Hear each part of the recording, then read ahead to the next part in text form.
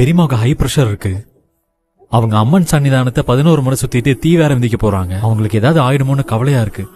பயப்படாது. அம்மா என்ன புதுசாவ தீ மிதிக்கிறாங்க? அம்மனுக்கு வருஷம் தீ மிதிக்கிறது வழக்கம் தானே, ஒன்னும் ஆகாது, கவலைப்படாது.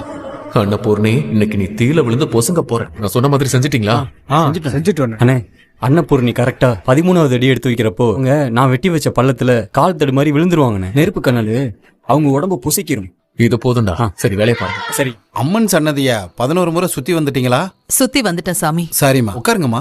என்னாச்சு, ஏன் ஒரு மாதிரி இருக்கீங்க? ஒரு மாதிரி படபடன்னு வருதியா? காலையில இருந்து வேற எதுவும் சாப்பிடலையா? அதான் கொஞ்சம் கண்ணெல்லாம் ஒரு மாதிரி இருட்டிக்கிட்டு வருது. பெரியம்மா, நான் சொல்றேன், தப்பா நினைச்சுக்காதீங்க. உடம்பு இருக்கிற கண்டிஷன்ல விரதம் இருந்து தீ மிதிக்கிறது எனக்கு ஒன்னும் சரியா படல. உங்களுக்கு ஏதாவது ஆயிடுமோன்னு பயமா இருக்கு. அதெல்லாம் எதுவும் ஆகாதுப்பா, நீ ஒன்னும் பயப்படாத. அன்னபூர்ணியம்மா, உங்க வேண்டுதல் நல்லபடியா நிறைவேறணும்னு அம்பாளை வேண்டிக்கங்க. அன்னபூர்ணி அத்தை, நல்லபடியா தீ மிதிச்சு வேண்டுதலை நிறைவேற்றணும். நீதே அவங்களுக்கு பக்கத்துணையா இருக்கணும். யாரு இங்க வர சொன்னது? முதல்ல வெளியே போடி. கோவில் பொதுவானது. என்னைய இங்க வரக்கூடாதுன்னு சொல்ல உங்களுக்கு எந்த உரிமையும் இல்ல. ஏண்டி இவ்வளவு வாங்கியும் உனக்கு இன்னும் பத்தல? ஓட்டம்லாம் இன்னும் கொஞ்ச நாளைக்கு தாண்டி. எனக்கு அன்னபூர்ணி அத்தை சாமி மாதிரி. அவங்க இருக்கிற இடத்துக்கு நான் வருவேன். என்னைய வரக்கூடாதுன்னு நீங்க சொல்லக்கூடாது. நீங்க தீ மிதிக்கிற இடத்துக்கு சிந்து எதுக்காக வரணும்? முதல்ல அவளை இங்க இருந்து போ சொல்லுங்கக்கா. அதனால நமக்கு என்ன வந்துட போகுது? பூக்குழி ரெடி ஆயிடுச்சா? எல்லாம் ரெடி ஆயிடுச்சுமா.